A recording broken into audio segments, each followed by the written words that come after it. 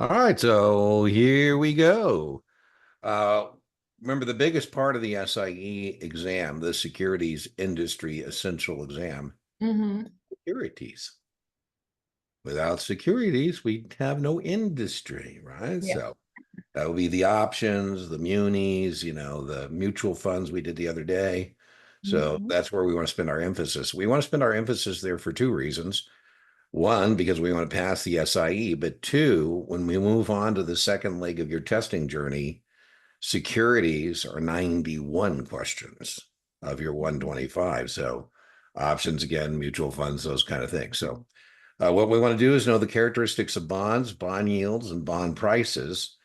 It doesn't matter whether the issuer, you're held accountable for three issuers of bonds, you're held accountable for municipal issuers of bonds, corporate issuers of bonds, and the US government is an issuer of bonds.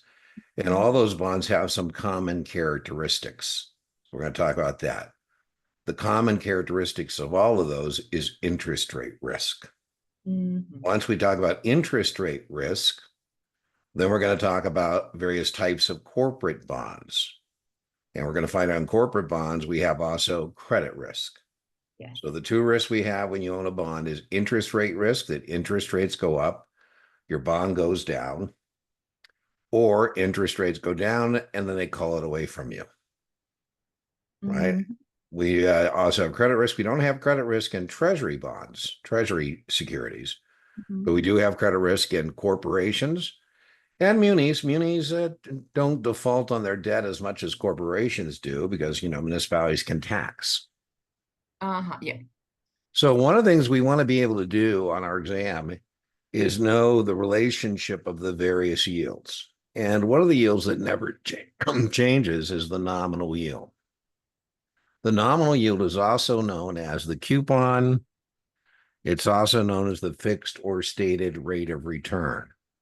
Now, I always joke that if anybody asks you about economics, finance, or investments, and you want to sound smart, you should say it has a lot to do with interest rates. You just shut up, you sound good. People say, well, what about them? You say they fluctuate. They say, is that good news or bad news? You say, well, it depends. Can you tell me more?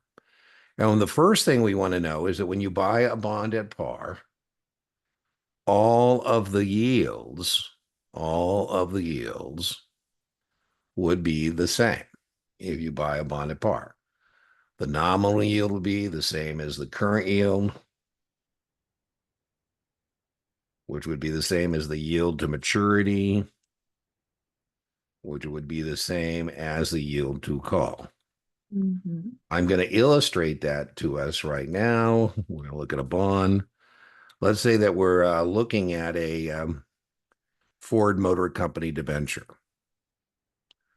Ford had issued some 8% 10-year bonds. And I was thinking about lending them $100,000. Ford Motor Company is less than investment grade. Uh-oh. Yeah, but for 8%, I'll take the risk. So Mm-hmm. if I bought 100 of those bonds pay me 8%. That's $8,000. That interest payment will be paid to me semi-annually. On Mm-hmm. January 1st, Ford sends me a check for 4,000. On July 1st, they send me a check for 4,000. And that 8% doesn't change. Ford says, we don't care who's got the bonds. We're going to pay them 8% on the bonds, the fixed or stated rate of return. Current yield, very testable, is what an investment pays you divided by what it costs you. So we're looking at some 8% Ford Motor Company debentures. And these are 10 years to maturity.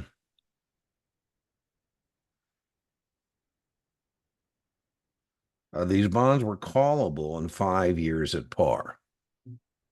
So Ford says, hey, we're paying 8%, but if we can refinance this, we're going to do so.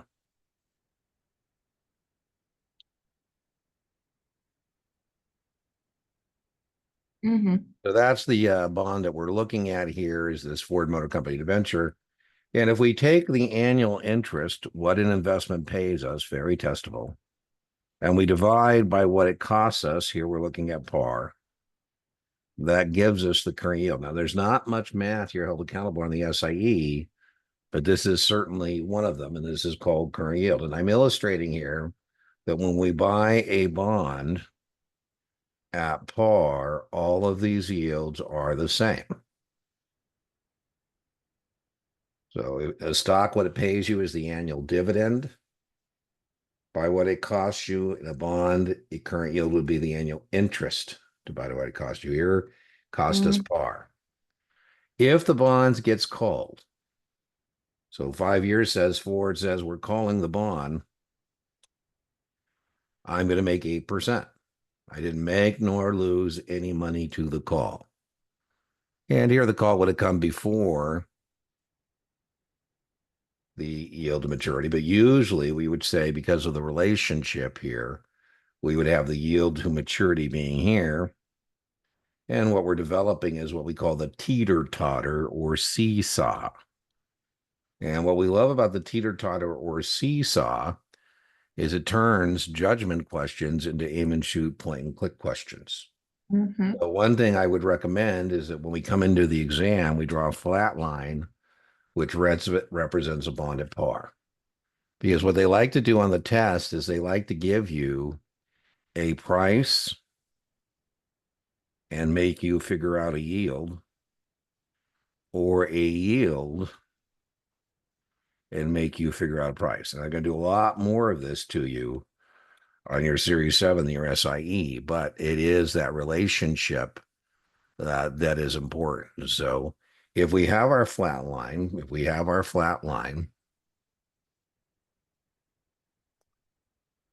and we say, okay, when we buy a bond, it's this relationship, then we're prepared to answer questions like this. They'll say, you're considering buying a bond at par. You're considering buying a bond at par. Is the yield to maturity higher than the nominal yield? Less No. than the nominal yield? Same as the nominal yield. Ding, ding, ding, ding, ding. Right? So that's why we like this teeter-totter. Or the other way I told you they might do it, they might say your client is considering buying a bond that has a yield to maturity the same as the nominal yield. Is he considering paying a premium? Par, discount, cannot be determined. Don't ever take the cannot be determined. No. Never correct, right? It would be par. So that's what we like to do. Now, if you buy a bond at par, and when I was a practitioner and when I bought these Ford Motor Company debentures, I don't participate in the secondary market. So I say, Teresa, we're just going to buy these Ford Motor Company debentures. We're going to hold them to maturity. Now, every quarter, test question, every quarter you're going to get a statement. And that statement is going to have a nominal quote. Test question, nominal quote for informational purposes only. And it will show the fluctuating value of the Ford Motor Company debentures in the secondary market. But we don't care about that unless we're buying or selling the bonds. And we may decide to buy or sell the bonds, but that's only meaningful or relevant if we're going to buy or sell the bonds. Now, if interest rates go up, very testable. Bond prices go down. Very, very testable. There is an inverse relationship. Bond prices and interest rates. So, I should be able to ask you, Joe, if these Ford Motor Company debentures are now trading as a percentage of par, and I'm telling you that they're at a discount, you should be able to tell me that that's because since the bonds were issued, interest rates have gone up, causing the bond price to go down. Now, we said the one thing that never changes is the nominal yield. That's the fulcrum of our teeter-totter. And what we get tested on is not so much the math. The only math we have to be able to do here, the only math we have to be able to do here is current yield. The other yields, we just got to know their relationship to each other. Mm-hmm. So we were looking at a forward 8% debenture, and I did say that we should be able to do current yield. So that 8% is based on par. Par's 1,000. 1,000 times 8%. We should definitely know that that bond pays us $80 in annual interest. That will be paid to us in 2 semi-annual installments, January 1 and July 1st in this example. And we said it's very testable to know current yield. So what is the current yield test question of a bond, 8% bond trading at 90% of par or $900? You'd say, okay, well, I can do that. It's what the investment pays me, divided by what it costs me. And that's very testable to be able to do current yield. A good memory aid device is AMP, A-M-P, AMP. A, annual interest or annual dividend, depending on whether it's a stock or bond. AMP, MP, market price. Now, before I do the math, we know that that number is going to be higher than the nominal yield because we said the nominal yield does not change. And so we could shop the answer set and we should know that it's going to be a number that is greater than 8%. So 80 divided by 900, I get 8.9. And again, that is testable to be able to do that. Now, it is not testable. It is not testable to be able to do the yield to maturity. But what is testable is to know that that number is higher than 8.9. It's the relationship of these numbers, not can you do the numbers. And as I said, what we love about the teeter-totter is it turns judgment questions into aim and shoot, point and click questions. So if I ask you, for example, your client's considering buying a bond at a discount to rank the yields from low to high. If I have my teeter-totter, I go, okay, well, from low to high, it's nominal yield, current yield, yield to maturity, yield to call. Or if I make you play that game we talked about where I make you interpolate or figure out the price given the yield or yield given the price. As we said, the other game they love to play on this is say you're considering purchasing a bond with a yield to maturity higher than the nominal yield. Are you considering paying a discount, par, premium cannot be determined, and we would say discount. Yes. Right? So we got to interpolate. Or they might say on the test, your client's considering or you're considering buying a bond at a discount.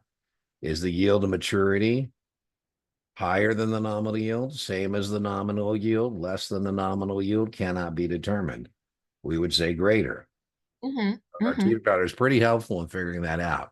So if interest rates go up, the bond goes down. Very important, very testable. That's called an inverse relationship. What's even more testable is when interest rates go down. Right? So if interest rates go down, So trading at a premium. there you go. And that scenario, trading at a premium, is actually more testable than the previous example, right? So these are the relationships. What we're talking about, by the way, remember we said there's two risks in bonds. We said the two risks in bonds is interest rate risk, and that applies to all bonds, treasury bonds included. Oh, treasury. Oh, yeah. Yeah. And then, credit risk. We haven't talked about credit risk yet. But whenever you buy a bond, those are your two risks, interest rate risk and credit risk. Right? And you say, well, Dean, what about a U.S. Treasury bond? I say, well, there's no credit risk, Teresa, because they can actually print the stuff for which they owe you. Yeah. Right? Brazil can print, money too, but then they can't print U.S. dollars, right? So, it's a little different. All right. So here we go with our nominal yield. We said that doesn't change. They could ask that on the test too. They could say all the following yields fluctuate in the secondary market except. And then they ask you a nominal yield. Ding, ding, ding. The nominal yield, also known as a fixed or stated rate of return, does not fluctuate. Now, as I said, you don't need to know these other yields in terms of practical application, except you do need to know current yield. They will test you on just doing that math. What an investment pays you divided by what it costs you. So, after I bought those Ford Motor Company debentures, I told you I didn't want to sell them in the second market, and I didn't, but they were as high as $1,100. And, the reason they're trading for $1,100 is because they pay 8% of brand new bonds of similar credit quality, pay less than 8%. So I might sell them to you, but if I did, I would demand a premium for them. Mm-hmm. Say, listen, brand new bonds like Ford pay 8.6 and these pay 8. So, if you're asking me to leave the party early, I'm going to want a little extra money from you. Now, I don't have to sell if I don't want to, but you say, hey, that sounds like a pretty reasonable thing, that 8%. I said, well, we're not quite sure. Let's do some math. We said we need to know what current yield is. And, we don't really buy bonds at current yield as much as we buy on what we would make holding it to maturity. But here, we're going to make $80. But now to capture that $80, we got to pay $1,100.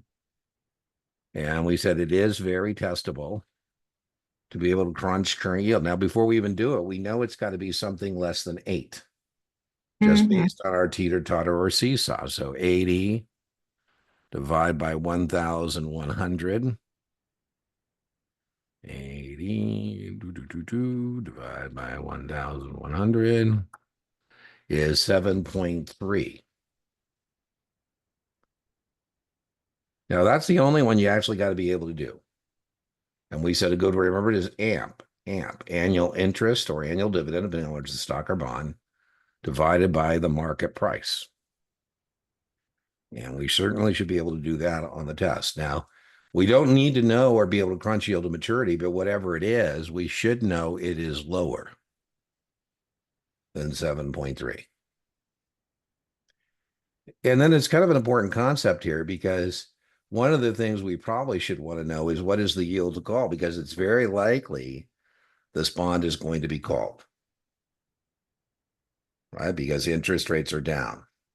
So we Yes. might find that yield to call still attractive. But if we don't find that yield to call attractive, then we'll take a pass because I say, Teresa, if we buy these bonds for 1,100 in a premium, it's very likely Ford's going to call the bonds at this point because they would like to refinance. They'd like to replace that high cost debt with lower cost debt. Now, we do have some call protection. They can't call these bonds for 5 years.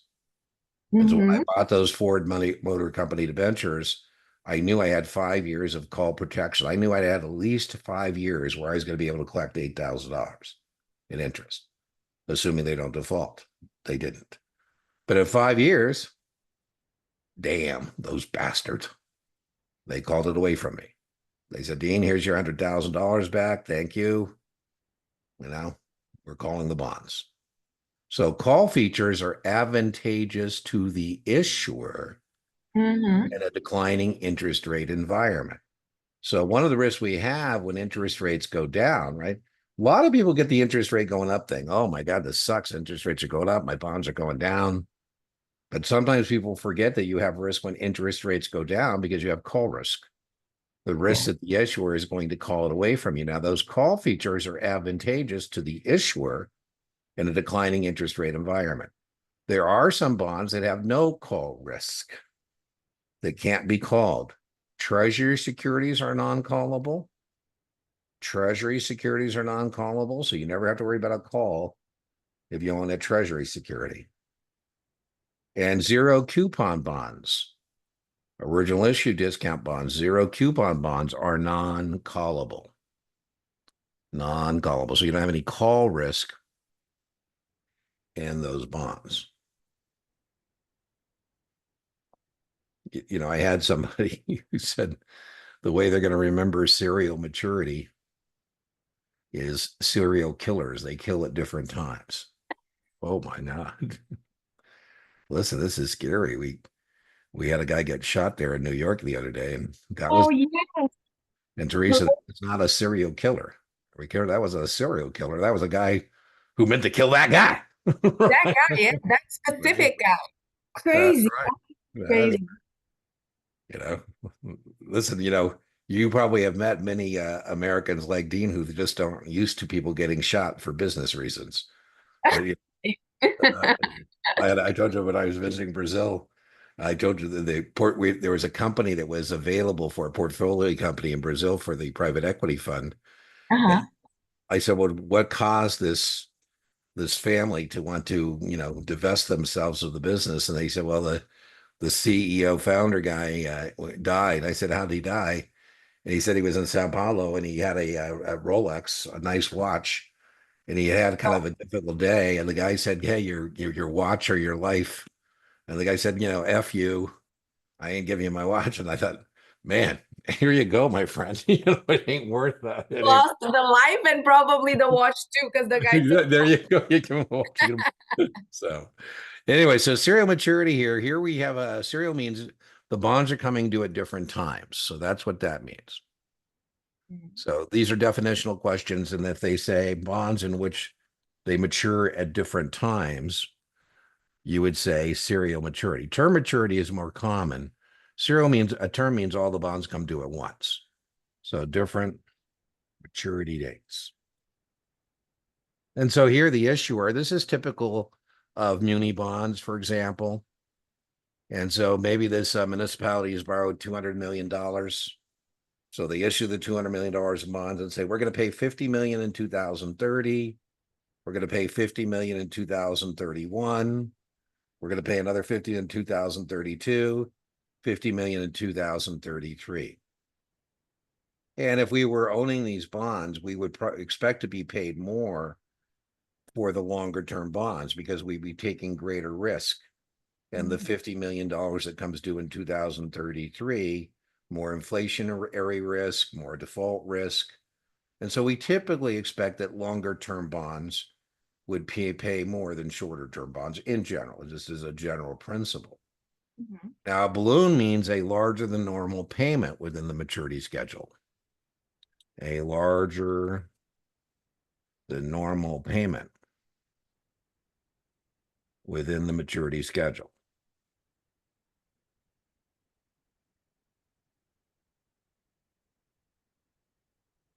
But why? Well, it's just like a balloon in a mortgage, right? So I say, do you have a balloon in your mortgage? You go, what do you mean a balloon in your mortgage? I say, do every month you pay the same amount and then the last month you just make that same payment and the mortgage is over? You say, no, Dean, I have a balloon in my mortgage. Yeah. So you say, hey, Dean, I make my normal payments, but at the end, I got to come up with like 30 grand or 40 grand. I have a balloon. Now, why would your mortgage company do that? Well, they're going to get a higher interest. So your point, right, is if you own that balloon bond, you would want to be paid more money because again, you're taking the risk that they have to come up with a larger than normal payment, right? Yeah. It's easier to come up with $50 million than it is to come up with $150 million, right? Most bonds, as I said, are term, which means all the bonds mature at the same time.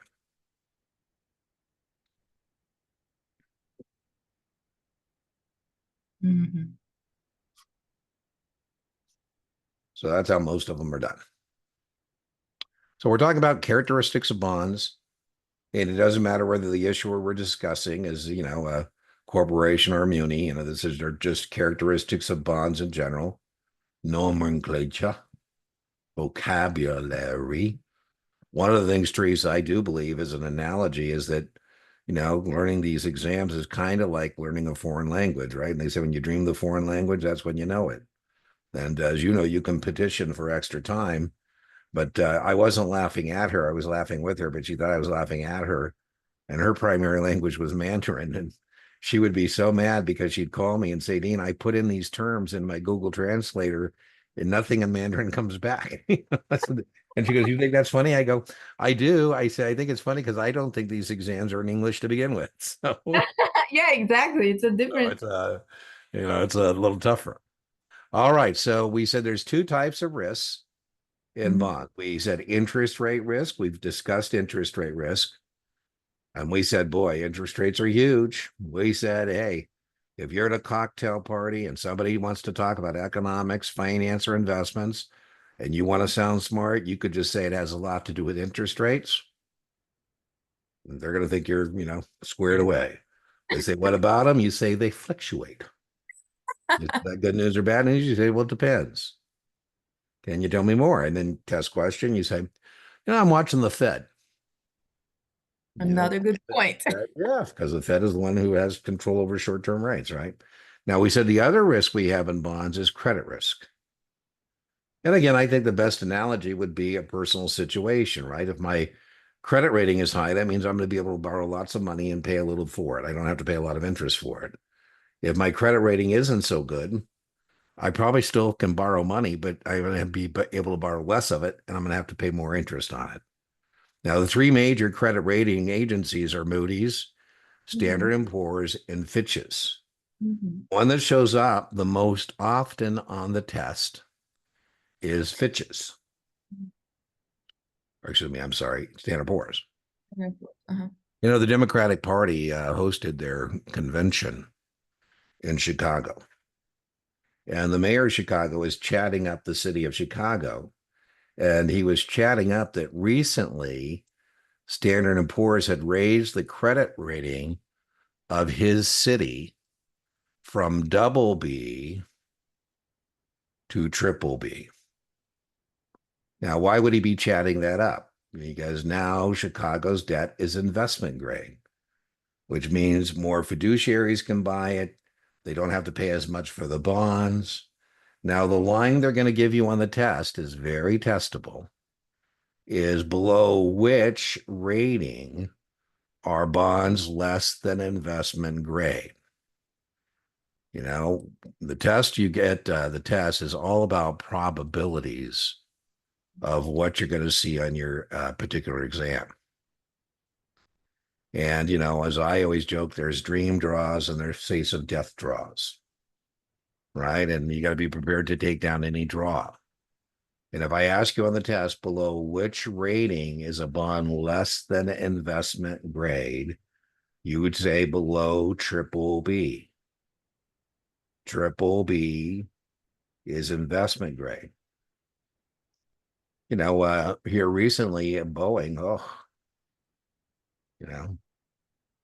I guess it's one of the, I don't know. I don't know if it's a curse, a blessing, whatever, but as an older guy like me, it just hurts my heart to see these former blue chip companies like, GE, Yeah. Boeing, that were once the titans of American industry struggling so badly. And it's like, wow. Anyway, Standard and Poor's said to Boeing, listen, you're triple B with negative outlook. You're burning through all kinds of cash. You got engineers are on strike. You're not delivering enough airplanes. And we're afraid we're going to have to downgrade you. And Boeing says, oh my goodness, we go from triple B to double B. And they said, listen, you need to do something to shore up your balance sheet. One thing you could do is get the workers to come back to work and deliver more planes. But in the short term, you need more working capital. Boeing issued $30 billion of securities, some stocks, some preferred, some bonds, some convertibles. Woo!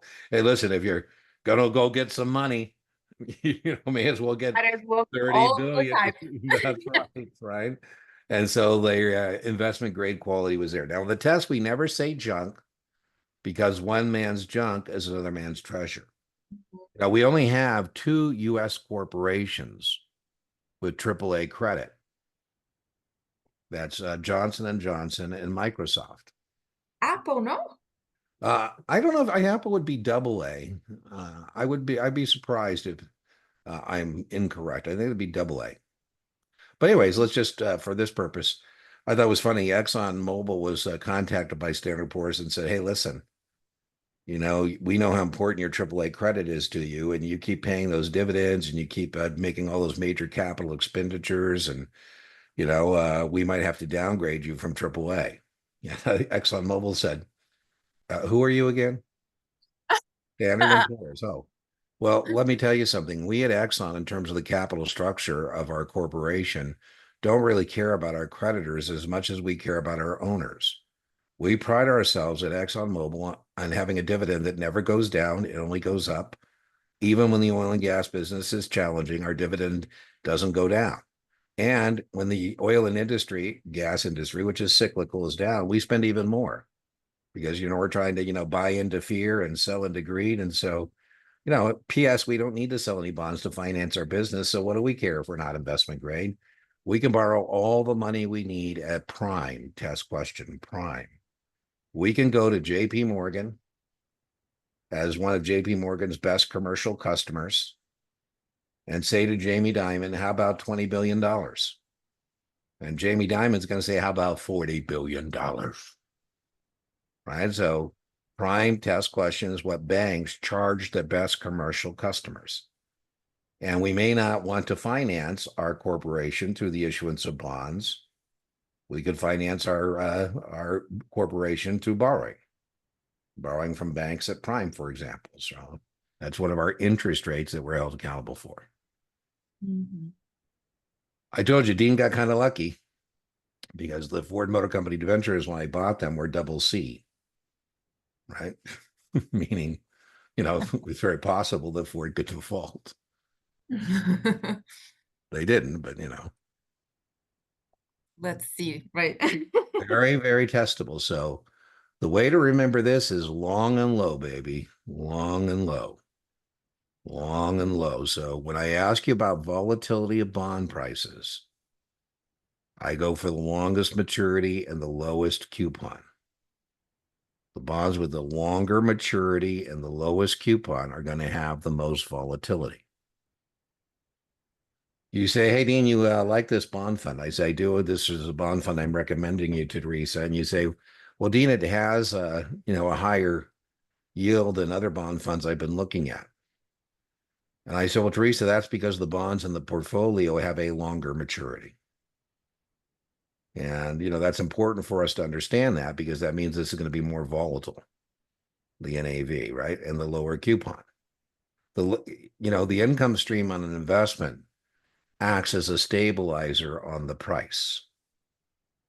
A stabilizer on the price. An investment that has a higher income stream will be more stable in price than something that doesn't. So long and low. And we said the test questionnaire is just about volatility. Mhm. Call features. We talked about call features. We said that call features are advantageous to issuers. Just get It looks like is that me or you? It sounds like your internet's struggling a little bit. it's me, but I just wanted to be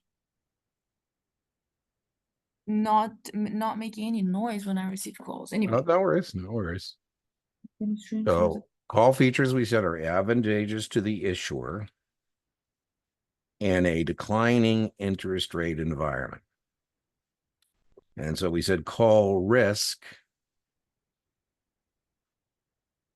is, again, something that we experience when interest rates are falling.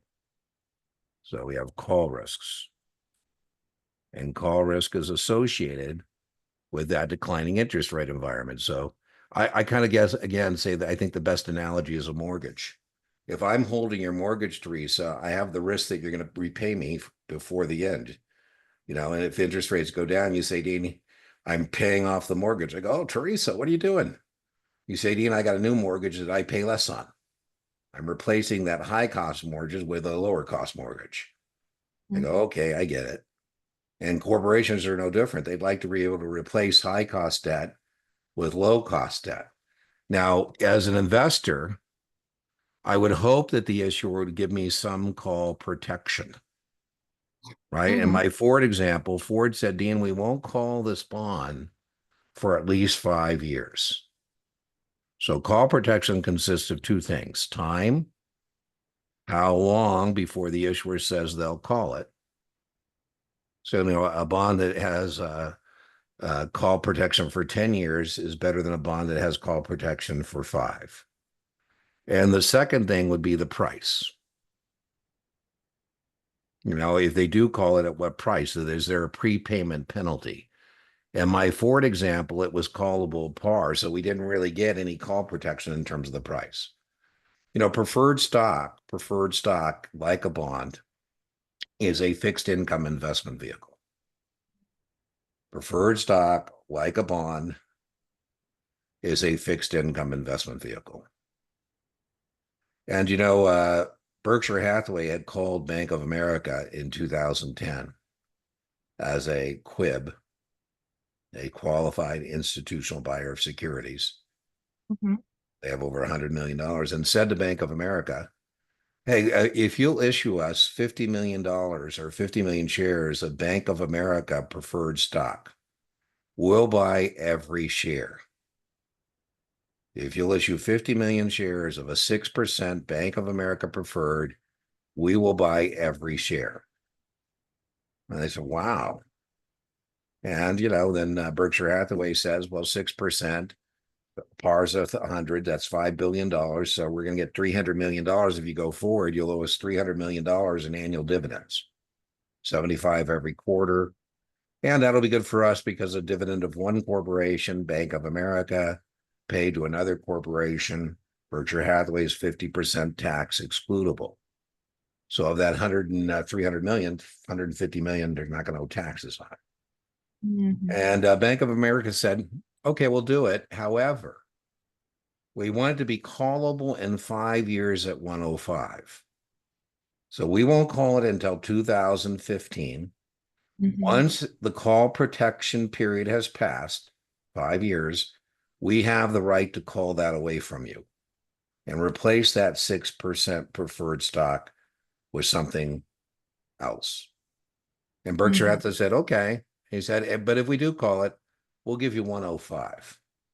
So instead of giving you back par, we'll give you 105. 105 is kind of like a prepayment penalty, if you will. So the call protection would be call protection would be time, how long before the issuer calls either the preferred stock or the bond, and then the price. At what price are they going to call it? A put feature is kind of cool. Not every bond has a put feature. Call feature is an advantageous to the issuer. A put provision is advantageous to the bondholder. This lets you, the bondholder, put the bond back to the issuer. You say, I don't want this bond no more. Wow. And so this would be advantageous to the bondholder in a rising interest rate environment. You say, hey, Dean, this bond pays a little less than other bonds I've been looking at. It has a higher price. And I said, well, I'm not surprised about that. You go, what do you mean you're not surprised? I said, well, Teresa, this thing has a nifty thing called a put feature. It doesn't come for free. Your ability to be able to put this bond back to the issuer in a rising interest rate environment means, yes, we're going to have to pay a higher price for this bond and we're going to get a lower yield. But hey, that's a nifty thing to be able to do. P.S. Not many bonds are puttable. The vast majority of bonds we would expect to have a call feature. A put feature is a little more unique. A conversion feature. Wow. A conversion feature allows you to switch your status from being a bondholder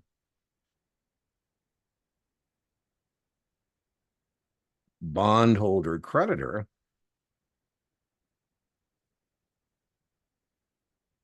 to a owner, stockholder.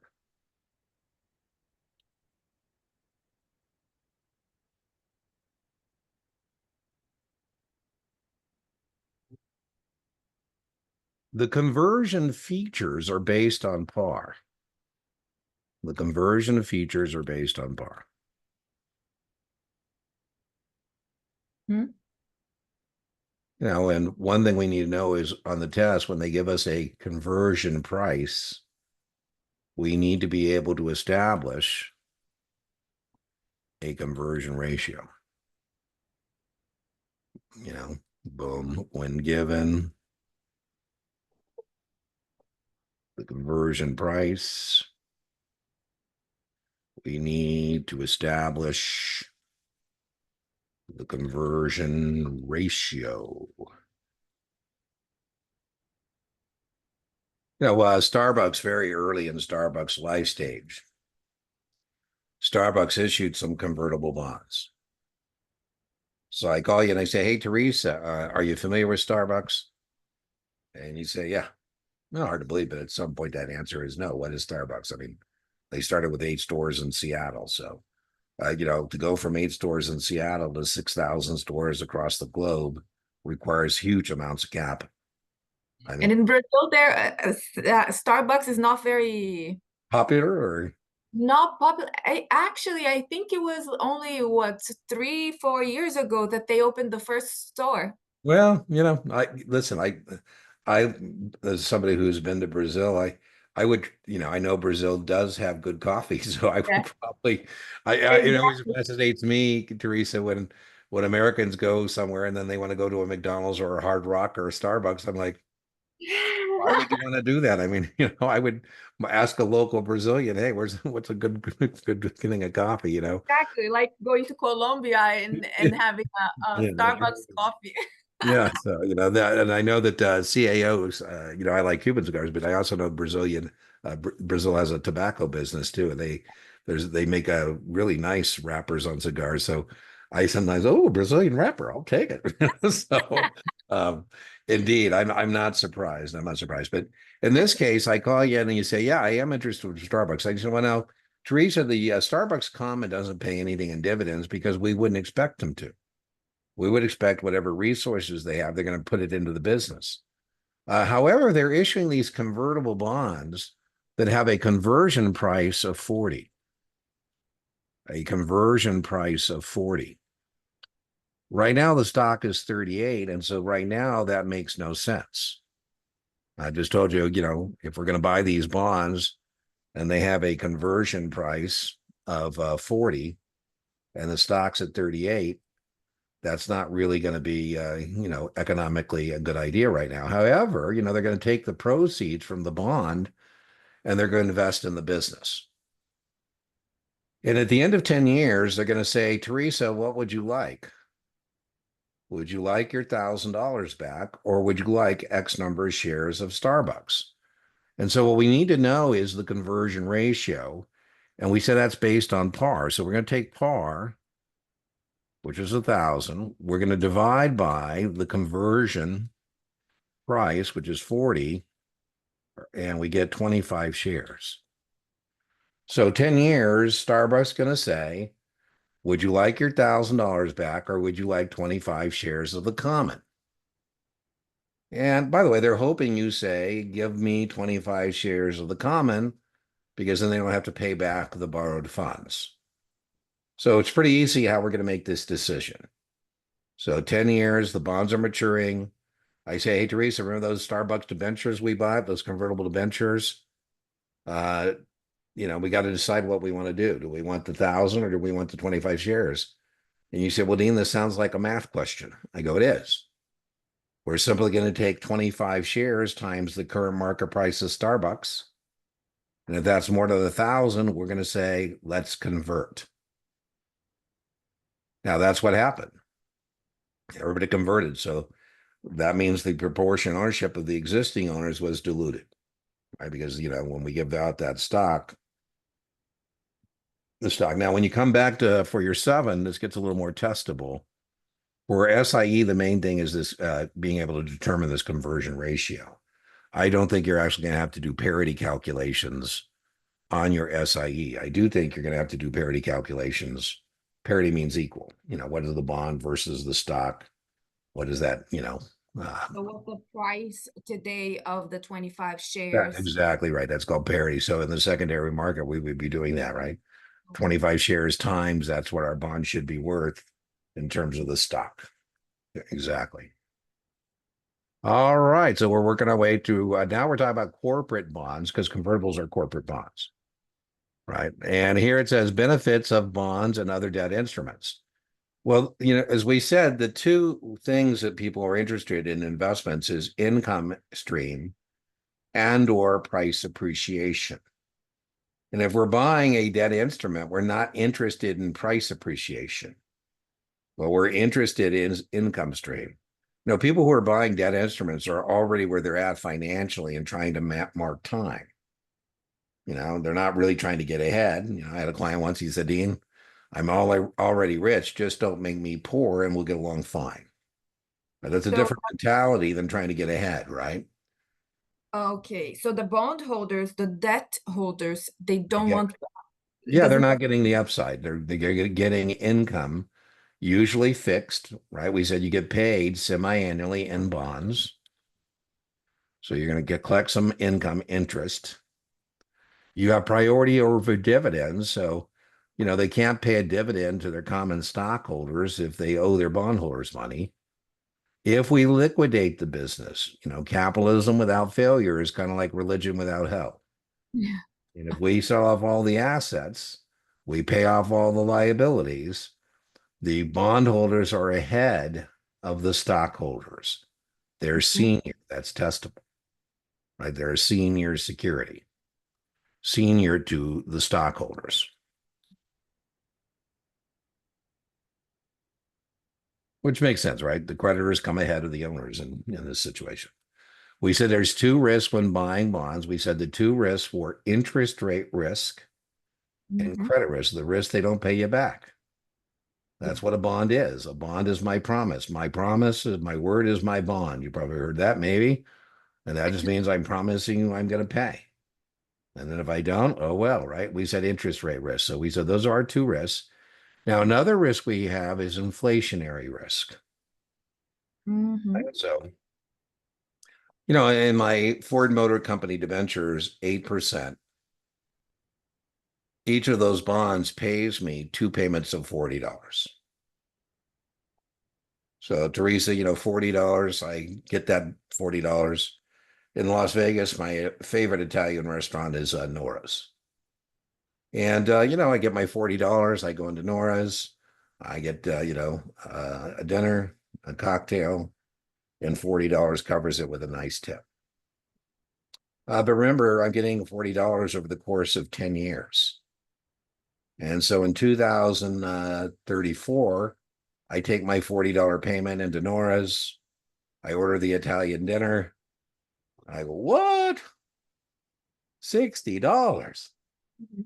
I say, man, now it takes me two payments from my Ford bonds to pay the dinner, right? Yep. So we have inflationary risk in fixed income investment vehicles because the idea is we're getting a set sum of money and that money may not buy as many goods and services. So if we are afraid of purchasing power versus inflation, we typically wouldn't buy bonds. We would either buy TIPS, Treasury inflation protected securities, or common stocks. Those are pretty good hedges for interest rate risk. Typically don't put you in a fixed income investment vehicle if you're worried about inflation. And you know, Brazil is not as bad as Argentina for certainly, but right. So But why are tips and common stock good hedges for inflationary risk? because TIPS, Treasury inflation protected securities, the U.S. Treasury adjusts the principal they owe you for whatever the CPI Consumer Price Index does. Mhm. So they'll pay, I say, Teresa, if we have a tip, Treasury inflation protected security, we're going to adjust it, the principal they owe you based on whatever the inflation rate is. And then common stocks, kind of like we were discussing earlier, right? If I get into my time machine 2034 and I go into McDonald's and I order the value meal, I go, man, what? $10 doesn't cover that? Let me call my broker. Common stocks, those companies pass on inflation to the consumers. Mhm. McDonald's is simply going to roll up that menu board to keep pace with inflation. So stocks do better than other investments. Where are you at? You're in Florida? Is that where you're at? Now, now I'm in New York. I was in Florida Well, before. we have a business someday when you come out at West called In-N-Out Burger, privately held by the Snyder family.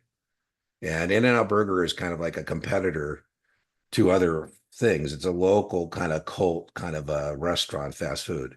And I saw her being interviewed, and I thought it was very interesting because people were talking about what's called greedflation, where corporations are using the cover of inflation to raise their prices, even though they're raising it more than covering it and getting more margin, getting profits.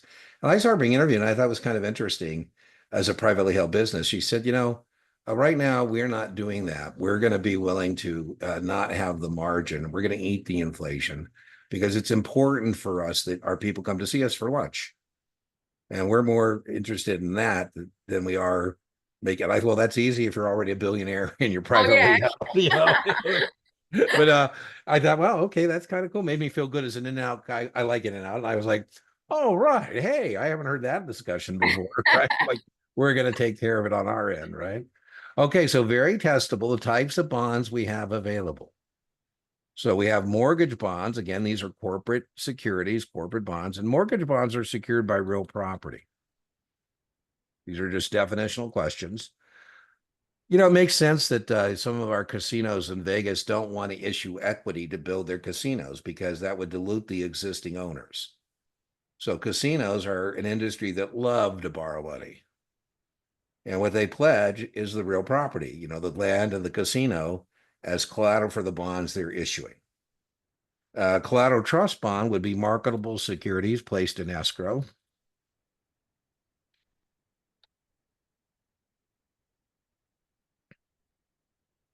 This is where we have other securities that we say to the bondholders, if we don't pay the interest and principal, we'll distribute this to you.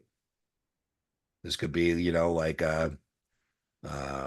for example, Yahoo had a huge position in Alibaba at one point. So Yahoo could say, hey, we're going to issue some bonds and pledge the Alibaba stock as collateral.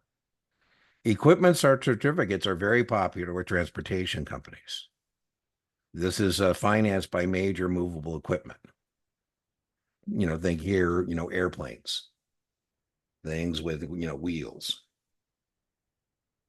And then we have unsecured bonds. Now, the test question is these secured bonds, again, in liquidation, are going to be senior to the unsecured bonds. Junior to the secured bonds, senior to the stockholders.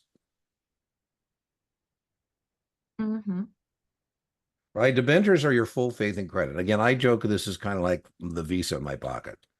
There's nothing that backs that up except Dean's promise to pay. And my promise to pay, if it's been good in the past, my Visa probably has a high credit line and low interest rate. If my promise to pay has not been so good, I still probably have a Visa in my pocket, but probably has a lower credit line and higher interest, right? So that would be the debenture. This is just a promise to pay. A subordinated debenture, well, why would somebody subordinate their claim to the regular debenture holders to get more interest?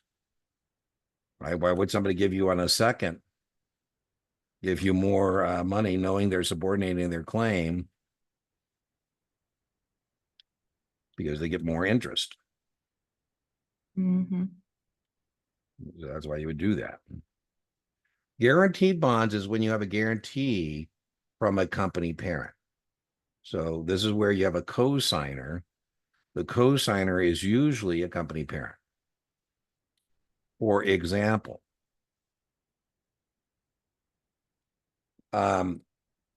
Kaplan is a subsidiary of Graham Holdings. And Kaplan issued $500 million in bonds. And Graham Holdings said it as a parent company, we will guarantee that Kaplan will pay this interest and this principal. My brother wanted to borrow some money, and I said, well, Chris, I'll co-sign for you. I'm saying if my brother doesn't pay you, I will. And then when the guy gave me the loan documents, I go, whoa, that's money but based on his credit quality. It now has my credit quality. If he doesn't pay you, I'm going to.